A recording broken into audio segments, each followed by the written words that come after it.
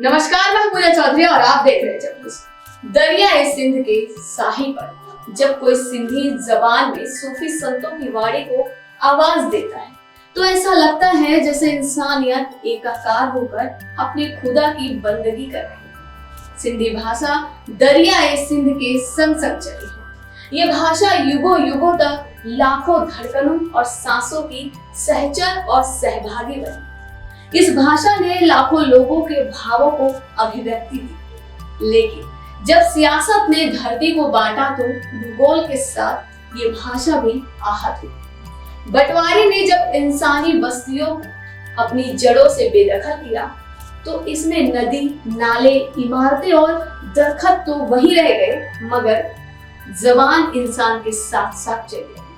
भारत में सिंधियों का कोई विशेष भाषाई राज्य नहीं, लेकिन भारत सरकार ने सिंधियों की न्यायोचित मांग और देशभक्ति को देखते हुए 10 अप्रैल 1967 को चेटी चंड के पावन दिवस पर ही सिंधी भाषा को संविधान की 8वीं अनुसूची में मान्यता प्रदान की थी और इस वर्ष 53 साल पूर्ण हुए।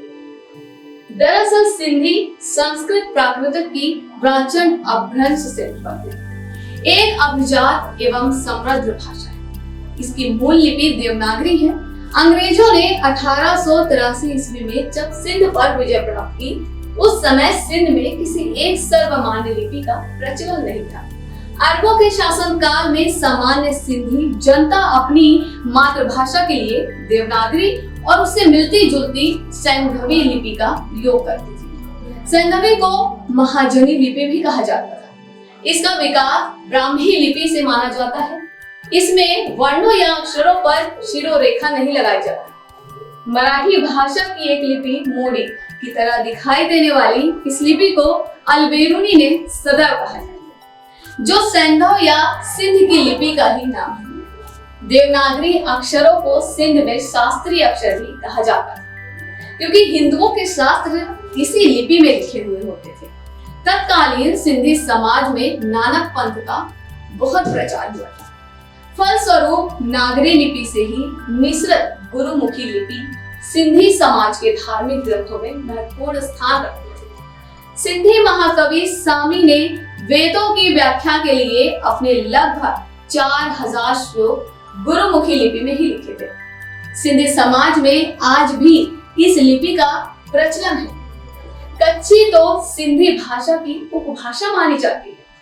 सिंधी काव्य के पितामह समझे जाने वाले सूफी कवि काजी कादर की कविता भी देवनागरी लिपि में लिखी हुई मिलती है। विभाजन के बाद लाखों हिंदू सिंधी अपनी जन्मभूमि सिंध छोड़कर भारत में बस गए।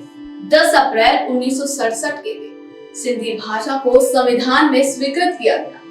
ये दिन सिंधी भाषा दिवस के रूप में मनाया जाता है, लेकिन इतनी बड़े सांस्कृतिक विरासत का हिस्सा रहने के बाद भी भारतीय उपमहाद्वीप की प्राचीन और समृद्ध भाषा रही सिंधी अपनों में ही बेगानी होती जा रही है।